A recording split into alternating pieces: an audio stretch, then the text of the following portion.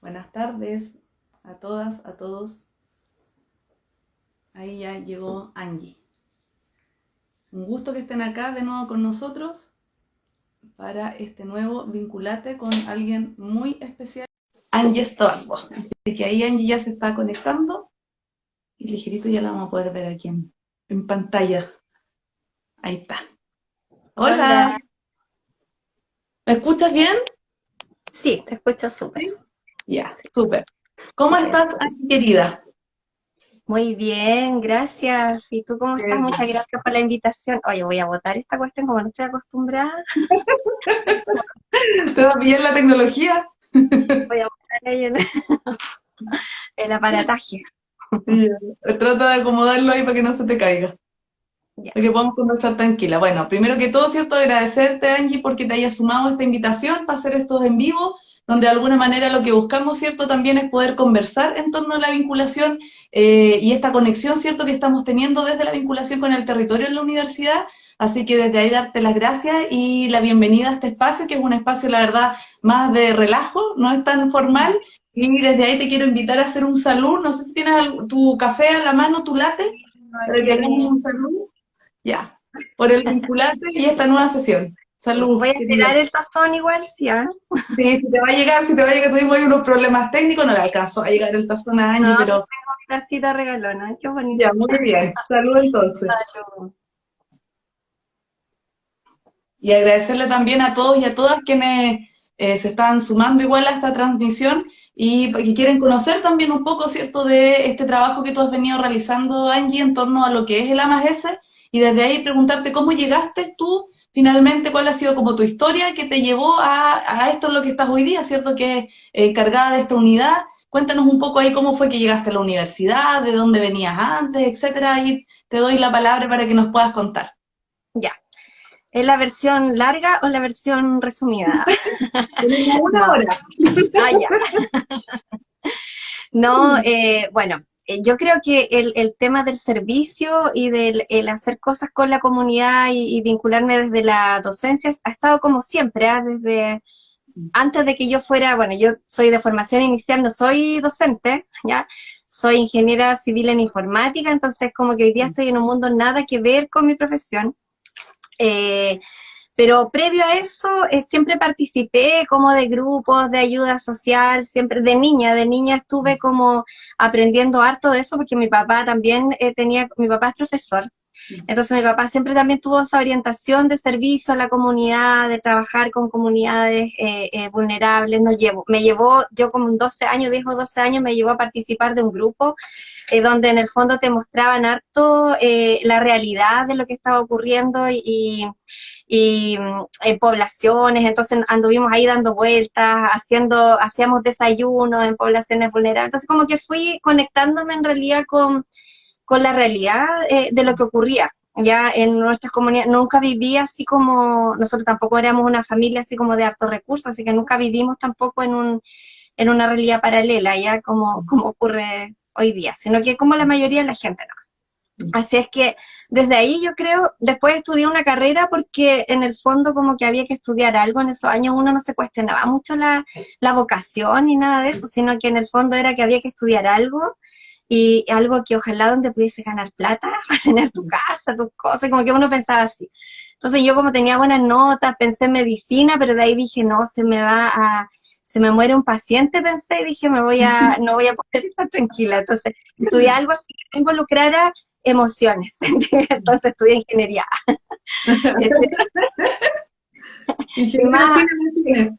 sí, sí. Entonces ahí estudié ingeniería civil en informática. Pero en toda mi carrera fui desarrollando proyectos que tenían que ver con educación y con educación de ayuda para algo, no sé, por desarrollo de software para niños con necesidades especiales. Todos mis proyectos de la universidad, todos hacían así algo como con empresas y yo hacía algo que tenía que ver con educación. Entonces, en realidad, siempre estuvo presente. De hecho, mi proyecto de título en esos años se llamaba Memoria de Títulos, lo hice en Teletón, Ya. ¿ya? Y trabajé ahí diseñando software para niños con problemas de motricidad y para otro grupo de niños que tenían problemas más a nivel cognitivo. Después de eso tuve la experiencia de ser jefe de carrera en un instituto profesional en Chillán. Fui 8 años jefe de carrera. Y en esos años no existía vinculación, no existía extensión, los jefes de carrera éramos todos, hacíamos todo. Admisión tampoco, entonces uno tenía que difundir la carrera, tenía que hacer extensión, tenía que hacer todas esas cosas. Y ahí se me ocurrió, y ahí partí además con docencia. Bueno, antes yo había partido haciendo docencia acá, pero ahí ya era como más, fue más sistemático. Entonces, ahí partí trabajando con la comunidad. Me acuerdo que hicimos con los estudiantes, hicimos capacitaciones a abuelitos, por ejemplo, a gente de tercera edad, de la comuna de allá de Coihueco, porque estábamos en Chillán, de distintas comunas. Y los capacitamos en usar el celular. En esos años el celular, mira, me están saludando ahí, hola, soy un saludo a todos los que me conocen. Y resulta que ahí me acuerdo que, claro, entonces empezamos a hacer este trabajo con la comunidad. Después mis alumnos conformaron la primera comunidad Linux Chillán, que se armaron y ahí trabajamos con escuelas implementando laboratorios computacionales, los chiquillos le enseñaban a niños de escuela a hacer páginas web. Entonces, esto estoy hablando del año 2002, entre el 2002 y el 2008 más o menos, ¿ya? Y ahí todavía el concepto de aprendizaje-servicio no llegaba a Chile, o sea, todavía nosotros eso no sabíamos que era aprendizaje-servicio. Yo dije una forma como de mezclar vinculación, como de hacerle promoción a la carrera, además de que los chiquillos desarrollaran las competencias que tenían que desarrollar, qué sé yo, pero no sabíamos que estábamos haciendo quizás algo parecido al aprendizaje-servicio. Después de eso, bueno, yo he trabajado en procesos de innovación metodológica, apoyando procesos de innovación metodológica, a partir por el tema de las tecnologías, pero después me fui formando además en educación, hice como 2 posgrados en el área de educación, y fui trabajando, y después eso se fue ampliando como a otras metodologías, no solamente asociadas a las tecnologías.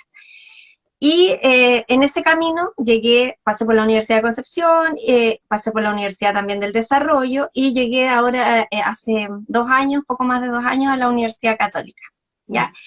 Y ahí partí apoyando como especialista en el Centro de Innovación y Desarrollo Docente, también apoyando procesos de innovación, capacitando a los docentes. Y al poco andar, a los pocos meses, me ofrecen este cargo que tiene que ver con la coordinación de la competencia genérica, en particular la competencia de compromiso e innovación social, que se trabaja en la universidad, ¿cierto? Se trabajaba con aprendizaje-servicio. Y ahí participé de un seminario de aprendizaje-servicio en el contexto de un proyecto al que me tuve que sumar, y fui a un seminario de aprendizaje-servicio en Santiago, me acuerdo, en la PUC. Y ahí escuché hablar a Nieves Tapia. Y de verdad que... Ahí viene tu amor, y ahí te enamoraste de la maestra. Me enamoré del aprendizaje-servicio, y ahí lloré, de hecho, de verdad que fue así como reconectarme con un tema que yo en algún momento trabajé y que de verdad que me apasionaba, pero ahí fue así como... Me metí, hice el diplomado en el Centro Latinoamericano de Aprendizaje y Servicio Solidario, que fue bien pesado, pero ya lo terminé, digamos, en todo este periodo de pandemia también. Y empecé, y dentro de la universidad me empezaron a sumar a distintos proyectos también institucionales que tenían que ver con el AMAGES. Y esa es como la historia, así de cómo llegué aquí. Hoy día también estoy haciendo un doctorado en educación, y mi tema de investigación tiene que ver con cómo el AMAGES, el aprendizaje-servicio, puede ayudar a resignificar la formación universitaria, desarrollando en los jóvenes la conciencia social. Así es que esa ha sido como la versión corta de la historia, porque puedo contar detalles ahí, ¿no? Lo que se puedan contar nomás, por favor. Bueno, Angie, ¿te parece si, bueno, volvemos a saludar a todos quienes se han ido sumando ahí vía Steve, que nos hacía un saludo? Steve, el director de Relaciones Institucionales, que estaba ahí también con su café, dijo que nos estaba viendo y nos estaba acompañando. A María Telmo también, que es académica, a Pancho Peñalosa, nuestro querido Panchito, como le decimos nosotros, besos y abrazos.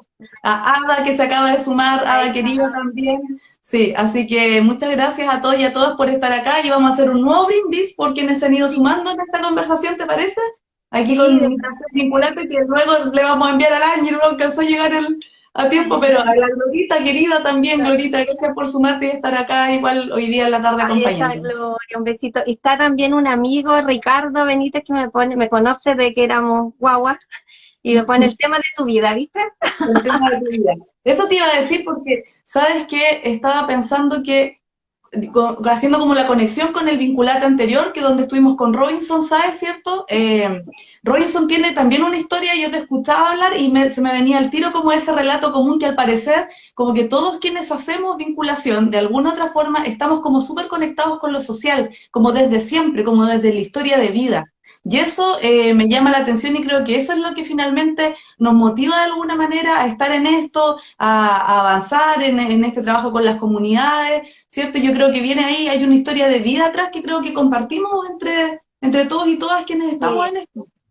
sí, y yo creo que en particular, es la vinculación bidireccional, ¿ah? Esta vinculación horizontal, porque también sabemos que hay vinculación o que se hace que tiene que ver más con extensión, ¿cierto? Ujú, Y que en realidad son actividades que tú las puedes hacer de manera, por decirlo de alguna forma, como mecánica.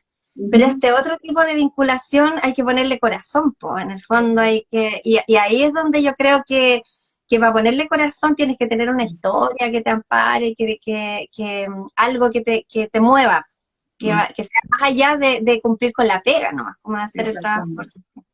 Exactamente, concuerdo totalmente contigo. Oye, Angie, bueno, en estos 2 años que llevas en la universidad, que tuve la suerte de cruzarme en tu camino y que desde ahí hemos podido construir, ¿cierto? No solo una relación laboral, sino que la verdad es que de amistad también, eso también hay que sincerarlo.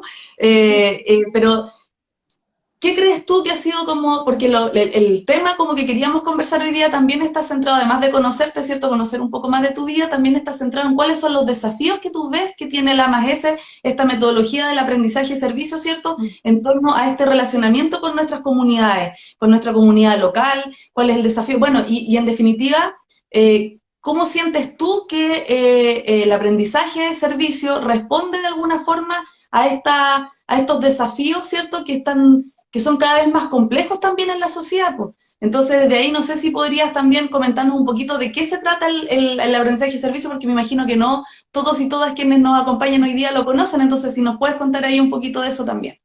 Ya. Bueno, el aprendizaje-servicio es una metodología de enseñanza-aprendizaje que busca que el estudiante, ¿cierto?, aprenda, que los estudiantes aprendan en la práctica, digamos, con aprendizaje experiencial. Pero esa práctica no es solamente ir y hacer algo donde yo aplique lo que sé, sino que es que yo aplique, ¿cierto?, lo que sé y lo que tiene que ver con mi disciplina, prestando un servicio a la comunidad. Y ese servicio tampoco es un servicio desde una mirada asistencialista, ya desde que yo voy y voy a ir a ayudar a esta pobre gente, ¿cierto?, que necesita con lo que yo sé desde la universidad, sino que es un servicio que se da bajo un concepto de co-construcción, donde en el fondo, ¿cierto?, yo contribuyo desde lo que sé, la comunidad también me aporta porque me genera y me provee de escenarios de aprendizaje que yo no tengo en la universidad como estudiante. Además de eso, me contribuye también con conocimiento que yo no puedo obtener, porque conocimiento de la gente que está en terreno, ¿cierto? Y que está ahí viviendo las experiencias día a día. Entonces, en conjunto, ¿cierto? Lo que yo obtengo de la comunidad más lo que yo sé, ¿cierto? Eso se configura, se integra y se genera ahí este servicio que pasa a ser como un bien común. En el fondo, un aporte al bien común. También el aprendizaje-servicio se reconoce como una metodología que contribuye a la justicia social. Nosotros aportamos y contribuimos con un servicio, no con un servicio cualquiera, sino que un servicio que ojalá genere un cambio en la comunidad, que aporte y que contribuya al bien común desde una mirada de justicia, ¿ya? De equilibrar un poco las cosas que hoy día son tan desiguales en el mundo en que vivimos y en nuestro país en particular. Entonces, existe, ¿cierto? Hay una historia del aprendizaje-servicio, en su momento fue mirado como cualquier acción de voluntariado al principio, ¿cierto? Era un aprendizaje-servicio porque el alumno aprendía cosas, ¿ya? Trabajando y apoyando a la comunidad, y eso es así. Pero después se ha ido como, de alguna forma, se ha ido como especializando el término, ya se ha ido enriqueciendo a partir de la experiencia y en particular en América Latina. En América Latina, ¿por qué? Porque América Latina tiene toda una historia, Ujú. ¿cierto?, de opresión, una De historia decir, de desigualdad, que hoy día, ¿cierto?, vemos que están ocurriendo levantamientos sociales y estallidos sociales en muchos países de América Latina porque vivimos en un contexto que ha sido muy injusto y muy desigual. Entonces, en ese contexto, el Centro Latinoamericano de Aprendizaje y Servicio le agregó el apellido Solidario, ¿ya? ¿Y por qué le puso e hizo énfasis en la solidaridad al aprendizaje y servicio? Porque eso le aporta esta mirada horizontal. Yo no voy desde arriba a prestarte un servicio, somos iguales, lo que a ti te afecta me afecta a mí porque yo soy parte de este territorio, soy parte de esta comunidad, lo que tú estás sufriendo yo también lo sufro, ¿cierto? Y yo también puedo aprender de ti, así yo puedo contribuir, pero tú también contribuyes porque contribuyes a mi aprendizaje y me haces también mejor persona. Entonces yo creo que en ese sentido, uno de los grandes desafíos es instalar esta visión del aprendizaje-servicio. Es como salir de la visión tradicional asistencialista, ¿cierto? De extensión, de que voy y yo extiendo lo que hace la universidad hacia afuera. En el fondo, no, yo voy a recibir también, a contribuir. A mí me duele lo que pasa afuera, ¿cierto? Por eso quiero hacer una contribución. Entonces, instalar ese enfoque solidario, esa mirada horizontal y de co-construcción, creo que es un súper gran desafío. Y si nos vamos ahí como al detalle del servicio que realizamos y de con quienes trabajamos, ¿cierto? Creo que un desafío importante es tratar de unificar, ¿cierto? De unir esfuerzos para desarrollar un trabajo o intervenciones más potentes que de verdad generen cambio y que de verdad sean trascendentes en el tiempo, no que sea una intervención chiquitita, ¿cierto? Que yo hago una vez, se terminó la asignatura y después no vuelvo más y a esa gente la vida no le cambia para nada. Vivió una bonita experiencia y lo agradecen siempre, porque siempre es bueno, no quiere decir que eso sea malo tampoco, pero en el fondo creo que hay un desafío ahí de que esto sea más, de que lo que hagamos sea sostenible en el tiempo y que genere de verdad cambios. ujú. Súper. ¿Y cómo ves tú?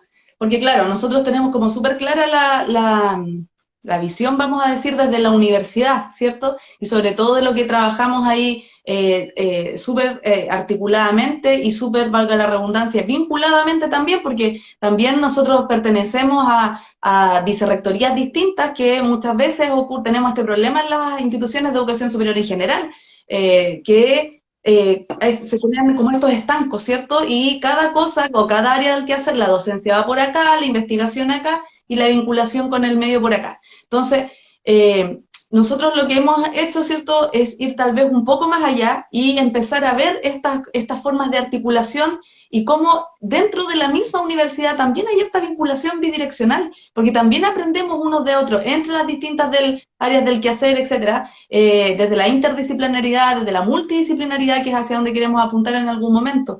Y desde ahí, pero esa visión, como te decía, yo creo que la tenemos súper clara como desde el análisis al interior de la universidad. Pero ¿cuál crees tú que es la mirada y el análisis que hace el externo?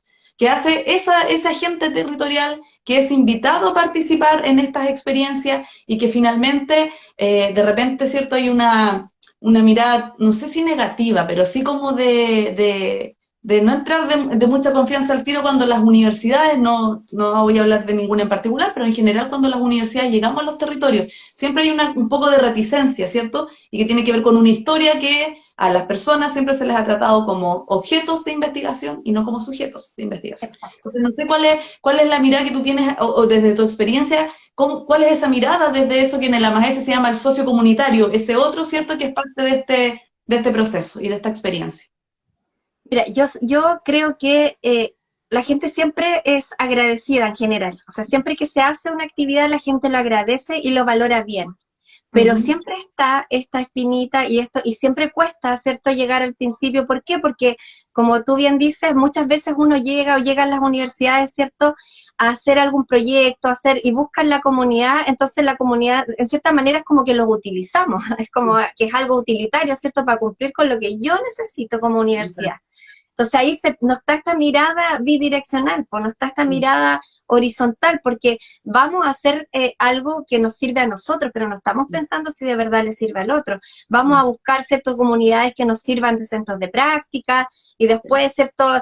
Terminan en la práctica, evaluamos a los chiquillos y chao, y ni nos preocupamos de qué pasó ahí. entonces vamos a hacer un proyecto, porque en esta carrera quieren hacer un proyecto afuera, entonces vamos, hacemos el contacto, hacemos el proyecto y después nos vamos y la gente queda ahí. Hacemos una semana o 2 semanas de trabajo con la comunidad y en una semana o 2 semanas no cambia nada, entonces le diseñamos ahí una solución para algo, qué sé yo, hay trabajos como de innovación que se hacen donde vamos y le diseñamos una propuesta y quedan ahí con el papel, entonces en el fondo, y no hay sostenibilidad después, entonces por eso es que claro, al principio hay muchas comunidades o muchos sectores de la comunidad que son como reacios porque dicen, otra vez han venido 10 universidades, han venido de 10 lados acá, y después se van y no sabemos más de ellos, ¿me entiendes? Entonces, por eso es que está el desafío esto de hacerlo, hacer una intervención más profunda y sostenible, donde se genere de verdad una relación, porque en el fondo hay que relacionarse. Y no es que yo voy a utilizar y hacer lo que me sirve y chao, me voy. Tiene que haber una relación.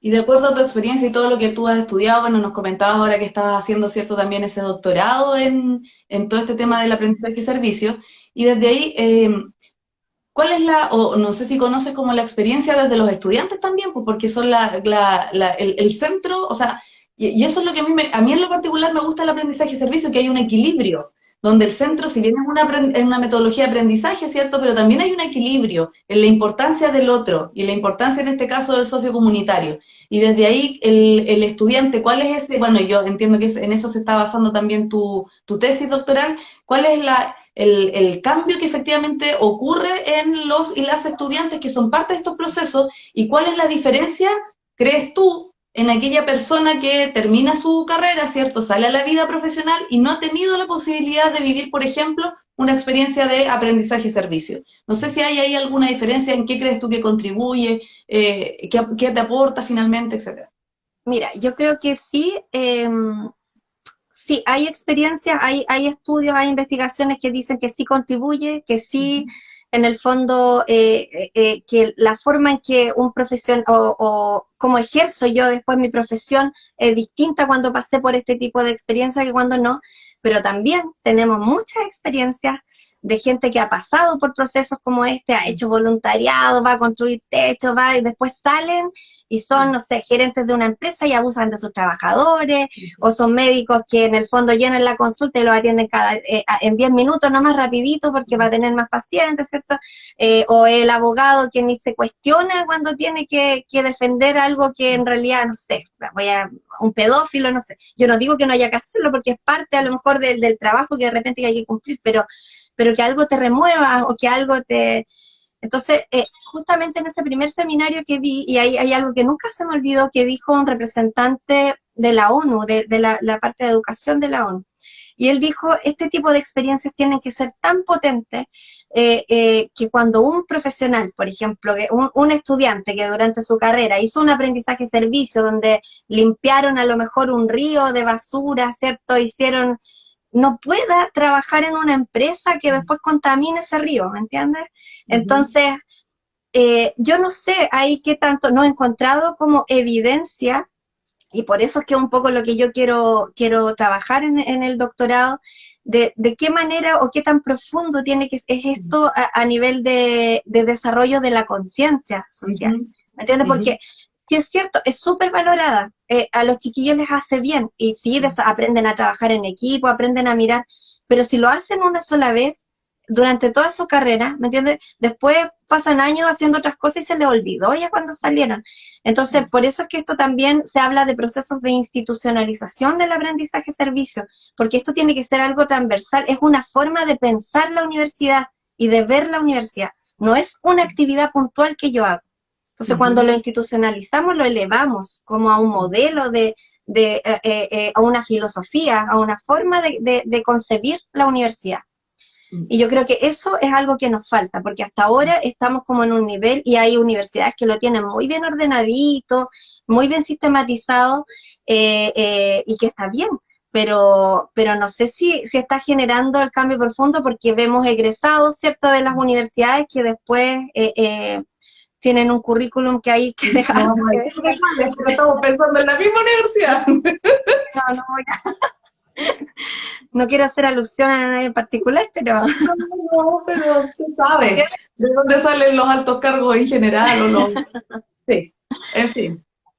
Mm. entonces yo creo que ahí es donde está el tema, pues en el fondo esto no es una actividad puntual, no es algo que, claro, nosotros podemos cumplir con el proyecto educativo y modelo educativo, estamos haciendo aprendizaje-servicio, estamos desarrollando la competencia de compromiso e innovación social, no sé, estamos desarrollando conciencia social con esto, no sé, eso lo vamos a saber después cuando salgan, ¿cierto? Y veamos cómo se comporta pues, en el mundo laboral.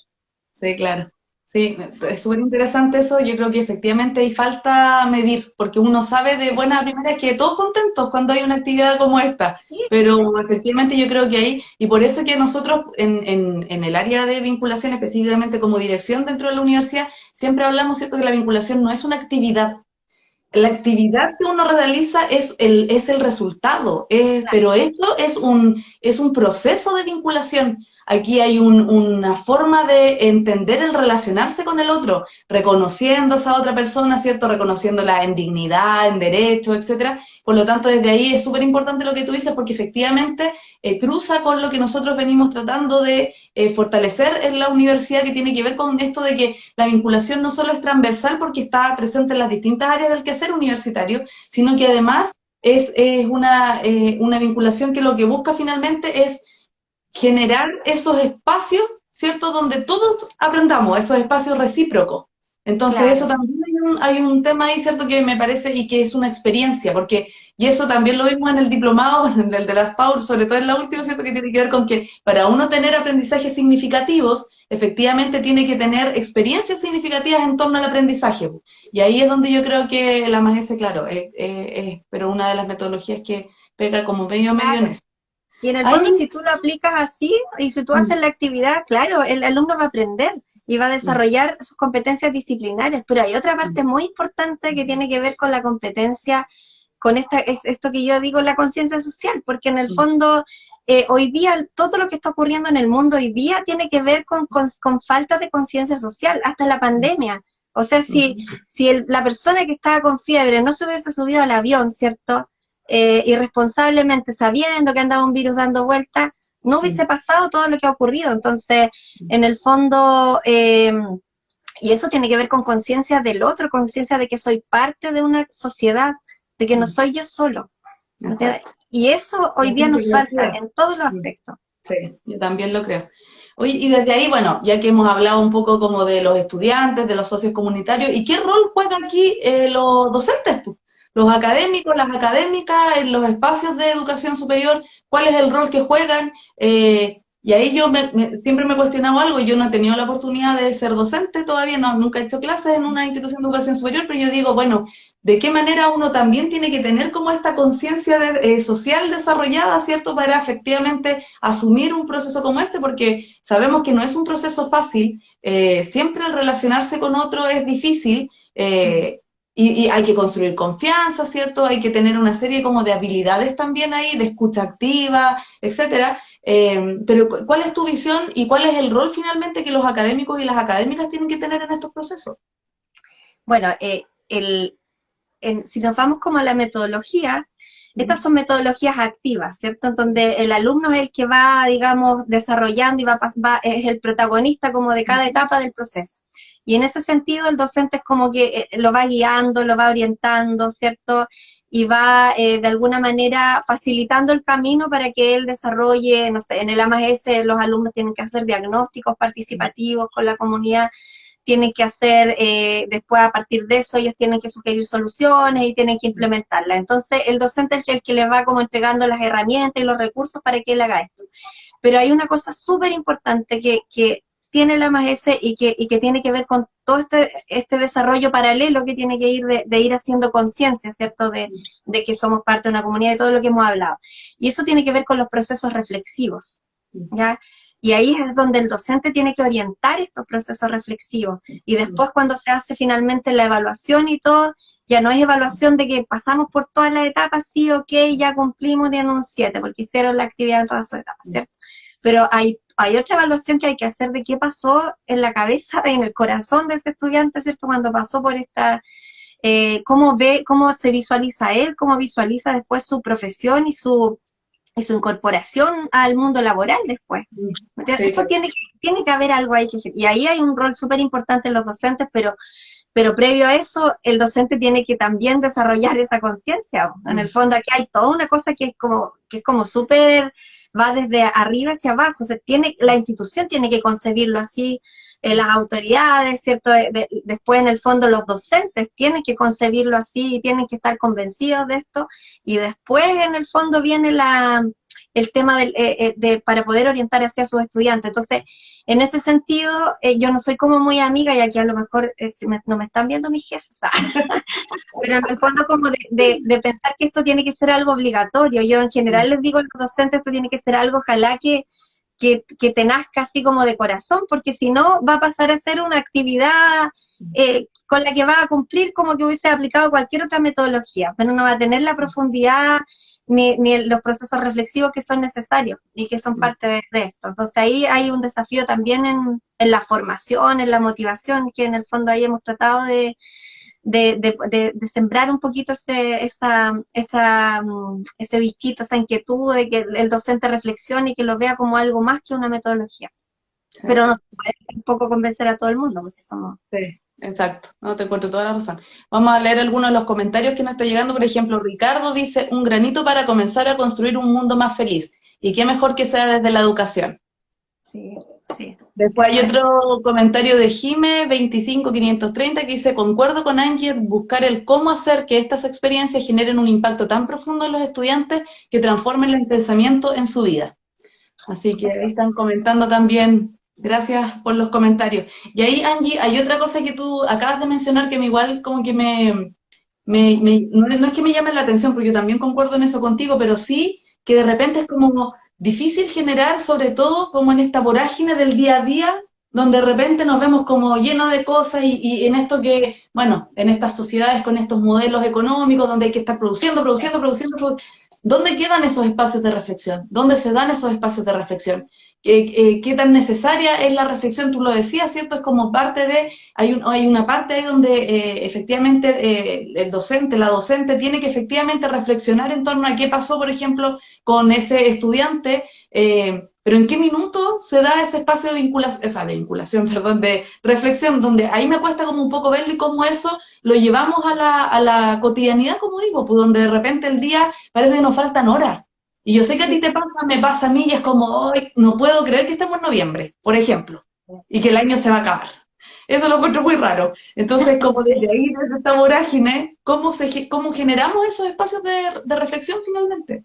Mira, en particular, a ver, si nos vamos como a la metodología, ¿cierto? La metodología incluye y transversalmente estos espacios de reflexión. O sea, por cada actividad que se hace, el estudiante tiene que generarse, digamos, un proceso de reflexión previo y post a la actividad.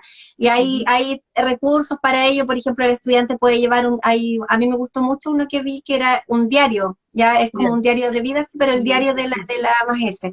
Y en el fondo ahí, en las capacitaciones, yo les digo a los profesores cómo se puede configurar esto con algunas preguntas que le podemos hacer. Entonces, son preguntas que tienen que ver primero con su conocimiento disciplinar también, que es obvio, ¿cierto? Que tienen que reflexionar en torno a lo que ellos están aprendiendo también. Pero también preguntas con relación a su sentir. Entonces, y para ir haciendo un seguimiento y conversando un poco de lo que está pasando con ellos y en cómo están viendo, digamos, el tema y cómo se está desarrollando en ellos la empatía y finalmente la conciencia social. Entonces, eso se puede armar como un recurso específico para eso. Pero también esto, así como yo decía, esto de cómo verlo, los procesos de reflexión también tienen que darse a nivel institucional, tienen que darse a nivel de los docentes. Entonces ahí estamos tratando, hoy día ha sido como un trabajo así como de súper lento, pasito a pasito, porque hemos tratado como de armar y de dejar redondita la metodología primero, estamos partiendo como ahí. Pero hoy día también estamos sugiriendo, ¿cierto?, hacer comunidades de docentes, además tratando de formar algunos como para que sean mentores de otros docentes, y ya eso, el generar esos espacios de poder conversar con nuestros colegas, ¿cierto?, va generando como esta reflexión. Pero también hay un tema que tiene que ver con lo que tú dices. Estamos insertos en un sistema donde las instituciones de educación son reproductoras del modelo social. Entonces, en el fondo, nuestro modelo social no tiene nada de eso. O sea, nuestro modelo educativo completo, nos enseñan y nos preparan para competir, no para convivir. El foco es la competencia, ¿cierto? No convivir con el otro, no nos enseñan a ser buenos ciudadanos, ¿cierto? No nos enseñan a conversar. Si uno ve las redes sociales hoy día, ¿cierto? No hay discusiones así como nutritivas, hay mucha agresión, hay mucho... Entonces, en el fondo creo que es algo que tiene que es difícil de cambiar, porque es como nadar contra la corriente, pero creo y tengo la esperanza de que se pueda, así como el otro día le decía a mis profesores de la tesis, yo el último día de mi vida quiero así como que me digan, cambió el sistema y yo voy a poder... El tremendo sueño, y ahí te vas a morir tranquila, dices tú, cuando te digan eso, tú como que vas a descansar en paz. Claro, porque, y desde la perspectiva de las universidades, lo bueno es que se está hablando del tema, y esto tiene que ver con la responsabilidad social, con la responsabilidad social universitaria, si es eso, si las universidades las instituciones de educación en general, la educación en general, no es para enseñar a sumar, a restar, a leer, a escribir, la educación es para formar buenas personas.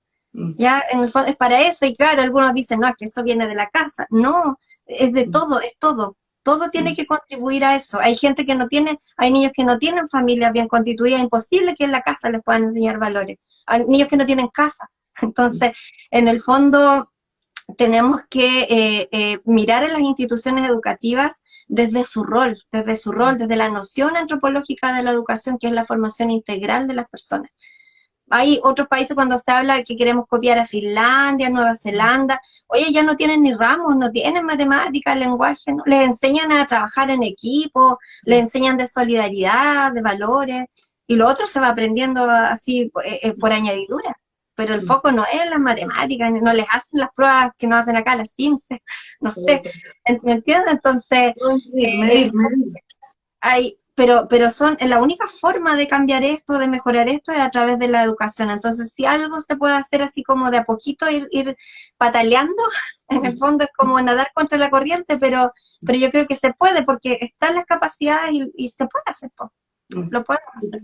Tú tocaste un tema que es súper importante también, que tiene que ver con la responsabilidad social universitaria, ¿cierto? Que es un tema que hemos venido hablando harto y que conecta también con otro proyecto en el que tenemos la suerte de estar. Yo siempre digo que yo encuentro que este proyecto del núcleo social, que es un proyecto nuevo, que estamos empezando recién a ejecutar dentro de la universidad, siento que, yo siempre digo, este hermoso proyecto, porque de verdad que creo que es un proyecto muy bonito, no solo por lo que busca en sí, sino que también es un proyecto bonito en cuanto al desafío que nos pone, y desde la responsabilidad social universitaria, que es generar también desde ahí un espacio de reflexión de cómo estamos actuando como universidad, cuál es el rol que tenemos, por ejemplo, o que también estamos cumpliendo nuestro rol, por ejemplo, de ser catalizadores de desarrollo de los territorios, por ejemplo, de ser catalizadores de desarrollo humano, de ser catalizadores de, efectivamente, como tú decías, de conciencia social.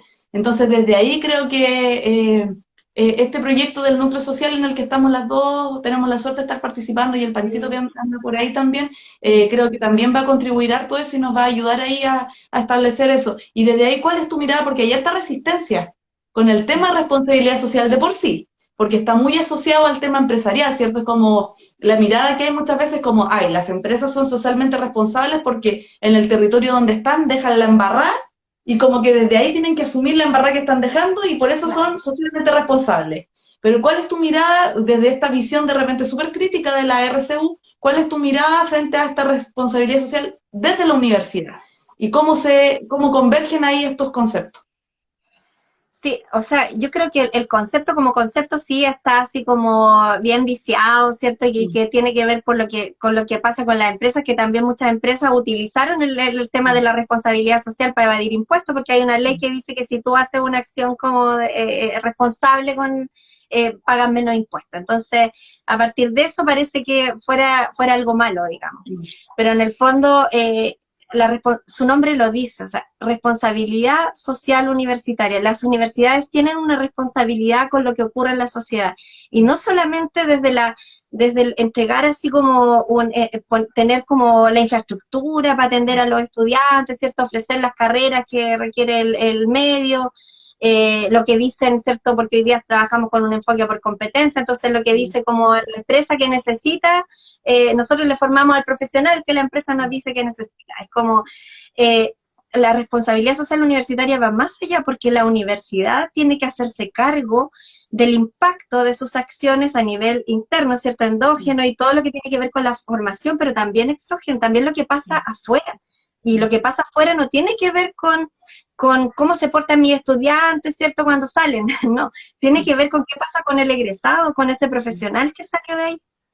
Entonces, la universidad, con todo lo que hoy día está ocurriendo, tenemos casos de corrupción, tuvimos cierto estallido social, tuvimos hartas cosas, y las universidades no pueden hacerse las locas frente a eso, son responsables de lo que está ocurriendo, porque formaron a muchos de los profesionales, ¿cierto?, que hoy día generaron los conflictos porque estos conflictos son generados por personas, y muchas de esas personas son profesionales, ¿ya? Y los profesionales estudiaron en una universidad.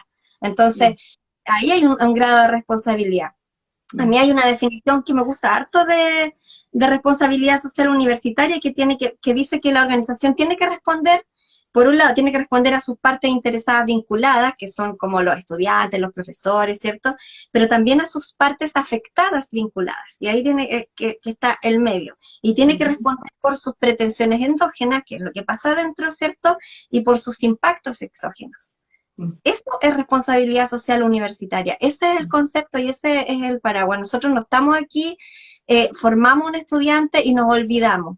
Las universidades hoy día de alguna forma han comprendido eso, ¿cierto? Y crean esta cosa de alumni y seguimos lo que pasa con el egresado, pero no es hacer un seguimiento para saber cuántos tienen trabajo y cuántos no, sino que también cómo se están portando los chiquillos afuera. Sí, te entiendo la idea. Y ahí también, mientras te escuchaba hablar, pensaba en otra cosa, que finalmente, ¿cómo hacemos para que esa responsabilidad social universitaria, que como tú bien dices, es una forma de ser universidad, no es un área y no es un área que pertenezca a vinculación con el medio, no es un área transversal, porque tiene que ver con cómo la universidad finalmente, las instituciones de educación superior se piensan a sí mismas, ¿cierto? Y desde ahí actúan. Entonces ese es el tema. Ahora lo que pensaba ahí también en eso es, bueno, ¿cómo hacemos entonces que esa responsabilidad social universitaria permee en todos los estamentos de la universidad? Porque muchas veces se dice, y que es lo lógico que se tiende a hacer, diplomado.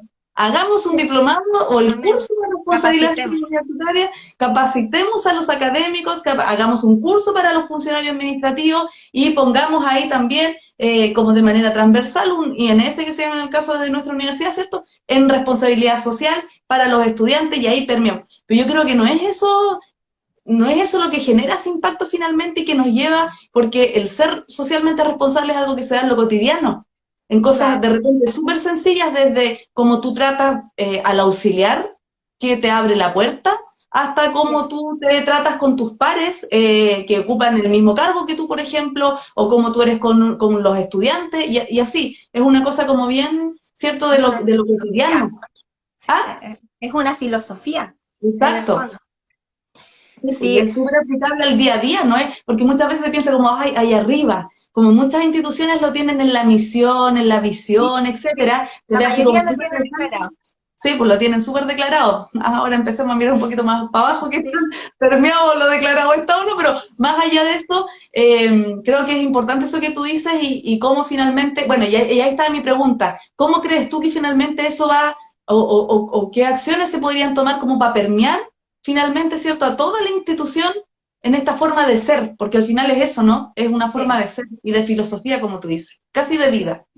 Mira, yo creo que, bueno, eso es parte de lo que en 3 años más espero poder responder, porque esto es parte como de lo que pero, no, pero yo creo que estas cosas se aprenden así como del ejemplo. Es como como yo desarrollé la conciencia social, ¿cierto? Mirando, porque me encontré con personas que me enseñaron que había un otro que también necesitaba, que también era importante, porque me conmoví con otras historias, ¿cierto? Que yo fui conociendo y qué sé yo. Y creo que lo mismo pasa, por ejemplo, con las metodologías, y cuando los profesores dicen, ¿cómo hacemos que cambie, que los profesores cambien la forma de hacer clases? Que sí. La experiencia en torno al tema dice que no es que hay que capacitarlo, muchas veces son los mismos estudiantes los que van ejerciendo la presión porque dicen, el otro profesor nos enseña así, y se van para la otra sección, ¿cierto? Porque es más entretenido el profesor. Entonces, yo creo que es lo mismo, esto tiene que ver con cómo hay que mostrar, hay que dar ejemplo. Yo creo que en ese contexto el proyecto de núcleo social es como tú dices, un hermoso proyecto y una linda muestra y un lindo ejemplo de lo que se puede hacer desde la universidad. Y espero que sea un ejemplo a nivel interno, y también yo estoy segura que lo va a hacer a nivel de otras universidades. Entonces, yo creo que el trabajo que hay que hacer es con acción, mostrar en el fondo, conversar, invitar a la reflexión, porque como dices, así como haciendo un curso a los profes o generando la unidad, que es lo mismo que pasa cuando las universidades dicen, ya nosotros declaramos que nuestros estudiantes, nuestros egresados, todos salen con la competencia genérica de ética, emprendimiento, y le hacemos un ramo de ética. Ya en primer año todos tienen ética, ya con eso cumplimos. Después emprendimiento. Eso no asegura nada. Sabemos que hay muchos que han tenido ramos de ética y que los han condenado a hacer cursos de ética. Un poco tarde el curso. Entonces, pero claro, entonces esa no es la solución. Estas son cosas que tienen que vivirse. Son experiencias que tienen que compartirse, y de ahí es donde se va removiendo, y por supuesto que creo que también siempre va a haber gente con la que ya no se puede hacer nada, no va a cambiar, pues, digamos. Pero claro, nosotros tenemos la oportunidad de que estamos en un nivel educativo donde trabajamos con jóvenes, donde todavía en el fondo yo creo que se puede hacer bastante. Esa era la pregunta que te iba a hacer ahora, ¿no? ¿No llegamos muy tarde? Cuando llegamos con estos en la universidad, ¿y qué pasó con todo para atrás? ¿Como dificulta más a lo mejor ese cambio o no? ¿O tú crees que todavía es tiempo? O sea, yo creo que sin duda es más difícil. Es más difícil, así como, de hecho cuesta, hablando como desde lo más básico, cuesta que los chiquillos cambien su forma de estudiar, ¿cierto? Que venían del colegio, lo que es la universidad, eso ya es un cambio para ellos, son como 2 años en que más o menos se habitúan, ¿cierto? Entonces, obviamente, no sería mucho más fácil si fuese todo un sistema que funciona de esa forma, ¿cierto? Pero no creo que sea tarde. De hecho, nosotros, las personas, nunca dejamos de aprender, porque de repente tenemos experiencia, a lo mejor una experiencia así como de shock a los 50 años y nos cambia igual la vida, ¿me entiendes? Entonces, yo creo que estamos a tiempo y a un buen tiempo, porque en el fondo todavía ahí se están formando para lo que van a hacer como profesionales, y ahí es donde viene como la integración real a la sociedad y la contribución que yo puedo hacer. Entonces estamos como en el momento justo. Ya, después de eso, ahí ya no sé. Pero después nadie sabe. Volvemos a entrar como en esa caja negra que dice, como haciéndose comparación con los aviones. Oye, Angie querida, ¿y cuál crees tú que ahora pensando como en nuestra universidad, así en específico, y en atención a este proyecto, ¿cierto?, del núcleo social que vamos a empezar, y estos desafíos que hablábamos también hace un rato atrás, con la comunidad, con este relacionamiento con la comunidad, etcétera, ¿qué crees tú que falta para que el AMAES se institucionalice finalmente? Ahora hablando desde nuestra realidad como universidad católica, como una universidad que tiene un sello identitario, ¿cierto? ¿Cuál crees tú que es como el puntapié que a lo mejor falta para que esto se termine de institucionalizar? No sé cómo decirlo, pero tú me entiendes a lo que quiero llegar.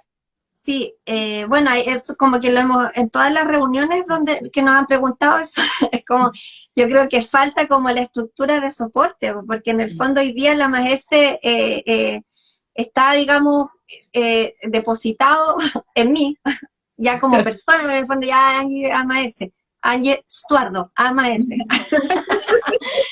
Pero Pero en el fondo no hay como una área, o algo así como donde podamos tener recursos, por ejemplo, que partiendo de lo más básico, yo no lo digo porque quiero tener un área así no es por eso, pero en el fondo es porque, claro, los profesores implementan aprendizaje y servicios, se requieren recursos para eso, no hay un procedimiento claro a nivel institucional, hay facultades que lo financian y que lo tienen incorporado en sus presupuestos, hay otras que no, entonces como que falta eso, como la estructura que le dé soporte, que diga esto va a quedar aquí, donde se configure esta alianza que tiene que configurarse, ¿cierto?, real entre vinculación y docencia, porque la MAES necesita estas dos cosas, y ojalá investigación también, porque en el fondo también cuando estamos hablando de querer generar cambios, impacto social, la investigación juega un rol súper importante para poder llegar incluso al nivel, y cuando uno estudia el tema y todo, se habla incluso de que esto debería llegar al nivel de generar políticas públicas, de levantar políticas públicas que generen los cambios que se esperan en la sociedad. Entonces, se requiere ahí como de los tres pilares de la universidad bien articulados. Y yo creo que en nuestra universidad es como que está todo, están los elementos, todo, pero falta como juntarlos. Sí. Sí. Sí, Y creo que en ese sentido el núcleo social hoy día es un programa que tenemos, pero es un proyecto. Ahí parece. No, ahí estás volviendo, estás lentito, pero ahí volviste. Ya. Entonces ahí decía que en ese sentido el núcleo social creo que es como es una oportunidad en el sentido de que en lo que dure el proyecto, digamos, nos va a permitir hacer esta articulación, pero lo ideal es que sea algo que perdure en el tiempo. Y que estable en la universidad, esa es la idea. Y bueno, y que sea sostenible también, porque eso es lo que ahora, ¿qué crees tú que es el principal, no sé si llamarlo obstáculo, pero vamos a volver a decir desafío, el principal desafío para que esa articulación se genere? ¿Qué ves tú que la otra vez estábamos en un taller, ¿cierto? Hicimos un workshop para ver esto mismo, de como los obstáculos, la resistencia, etcétera. Y ahí te voy a pedir que me digas dos cosas, porque ya vamos a ir cerrando, porque estamos más o menos en la hora, nos quedan 5 minutos, pero para que tengamos ahí este cierre. ¿Cuál crees tú que son los facilitadores, por así decirlo, o los gatilladores de que esto pase? Y a su vez, ¿cuál es como los obstáculos o las reticencias que de alguna manera impiden que esto pase? No sé si puedes hacer como ese análisis de los pros y no sé si los contras, pero lo que está haciendo que cueste de alguna forma. Yo creo que de los dos lados son las personas, ya, porque esto en el fondo se hace con personas. En el fondo hay de los pros, habemos personas que en el fondo estamos como súper involucradas con el tema, motivadas. Hay muchos profesores que de verdad están súper, yo de verdad que les agradezco, porque hay profesores que incluso con la pandemia buscaron la forma de hacer igual y de responder igual al aprendizaje y servicio. Hay profesores que después de una capacitación se han motivado y sin tener que hacerlo ni siquiera por obligación han querido trabajar con aprendizaje y servicio. Entonces, hay muchas personas que quieren en el fondo impulsar esto y hacerlo bien. Y yo creo que desde el punto de vista de desafíos nos falta como universidad, ¿cierto? Que también desde las personas claves que tienen que impulsar esto y que tienen que definir, se dé esta definición, porque en el fondo hoy día, mientras no esté esa estructura de soporte, vamos a seguir funcionando así como de manera artesanal, pues, tratando de responder, conseguir recursos, ahí ver cómo apoyamos. En el fondo, y va a llegar el momento que no se va a dar abasto, porque si hoy día todos los que tienen que implementar aprendizaje de servicio, porque hoy día los planes de estudio, todos tienen por obligación, que a mí no me gusta, pero está por obligación que tienen que hacer una asignatura o al menos una actividad, porque todos los estudiantes tienen que pasar por al menos una experiencia de aprendizaje de servicio en sus carreras. Entonces, imagínate que si ahora les toca a todas, ¿quién va a apoyar y atender como todo eso? Porque esto requiere acompañamiento, requiere estar ahí. Pues. Entonces, creo que falta eso, que se tomen esas decisiones. Ese es como el pasito que yo creo que falta. Yo ahí te complementaría con otra cosa, que, o sea, desde las personas, que tiene que ver con la cultura. Sí, yo creo que eso, yo creo que ahí hay un tema, ¿cierto?, que puede facilitar o hacer más lento el proceso, que tiene que ver con esta cultura, ¿cierto?, que muchas veces está presente en las instituciones de educación superior, que yo creo que son culturas del relacionamiento hacia afuera, desde esta vinculación, y como hay un concepto que usa harto el Heinrich von Baer, que instaló de alguna forma el concepto de vinculación bidireccional en Chile, que tiene que ver con la Torre de Marfil. Cuando la universidad baja de esta torre de marfil, ¿cierto?, para reconocer en el otro conocimiento, experiencia, beneficios, un beneficio mutuo que se puede generar entre uno y otro, y hacia lo interno, porque esa es la mirada que yo tengo como de cultura de la universidad en su relacionamiento hacia afuera. Y en esa misma cultura, el relacionamiento como hacia adentro, ¿cierto? Esto que hablábamos hace un ratito atrás del trabajar en estancos, como la docencia va por acá, la investigación acá, la innovación aquí y la vinculación allá. Entonces, de repente, yo creo que esas podrían ser como complementando ahí Sí, un de poquito. hecho, sí.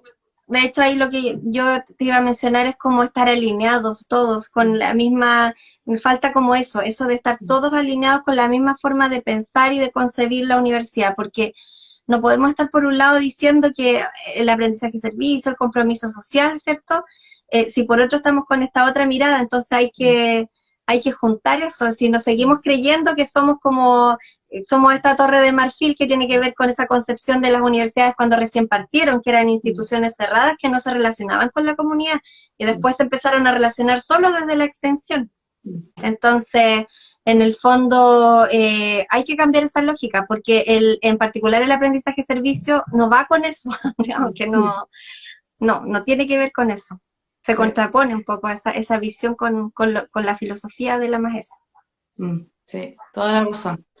Eso, pues, mi Angie querida, nosotros podríamos estar una tarde completa hablando de eso, porque si hay algo que nos apasiona, algo que te apasiona a ti es la maestra y algo que me apasiona a mí es la vinculación, así que podríamos estar la tarde completa hasta la noche hablando del mismo tema. Así que nada, simplemente agradecerte de nuevo, gracias a todos y a todas quienes nos acompañaron también en este espacio, por sus comentarios. No sé si hay alguien que tenga alguna pregunta, quiera comentar algo de lo que hemos conversado hoy día. Estoy mirando y viene mi asesor técnico, Ulises. No sé qué está haciendo, me aprieta cosas aquí. Dice que no hay pregunta. Pero sí salieron muchos comentarios, así que agradecerles a todos quienes comentaron. No puedo dejar de saludar a Milton. Milton, gracias si estás aún conectado. Milton es un gran seguidor nuestro de todas nuestras redes sociales, así que por eso siempre le hago una mención especial si nos acompañan en nuestras transmisiones y todo. Así que, y en general, agradecerles a todos y todo y comentarles también que vamos a tener un nuevo espacio, ¿cierto?, de conversación, donde la idea también es, bueno, ahí a través de leyendo sus mensajes, sus comentarios, ¿cierto?, también involucrarlos en esto, porque esa es la idea de estos vinculates, de que conversemos en torno a la vinculación bidireccional, de la vinculación en sí, pero también desde las experiencias, desde nuestras propias experiencias de vida, porque como mi querida Angie decía, finalmente somos personas. Aquí todos los que hacemos esto somos personas, quienes reciben esto desde el medio externo, desde quienes aprendemos, quienes somos parte de estos procesos, todos somos personas. Y desde ahí, ¿cierto?, las experiencias de vida también de estas personas, de todos y todas nosotros, es importante y es importante ponerlas en valor. Así que los esperamos también en 2 semanas más en un nuevo espacio de conversación con este vinculate, ¿cierto?, que es este rico late que compartimos de manera colectiva y comunitaria para seguir conversando en torno a la vinculación. Así que muchas gracias a todos y a todos, y en especial a ti, querida Angie. Gracias por el tiempo. Yo también les quiero agradecer el espacio, la oportunidad de conversar de este tema, que a mí también, como tú dices, me apasiona, y también agradezco a toda la gente que nos acompañó. Un saludo para mis amigos que están ahí. Que me conocen, o a mis compañeros de trabajo, a mi familia, para todos y todas. Un abrazo grande, que tengan una excelente continuidad de semana y nos vemos, como les decía, en 2 semanas más en un nuevo Vinculate para que hablemos de vinculación. Un abrazo, gracias. Chao, chao, que estén bien, gracias. Gracias. Chao, chao.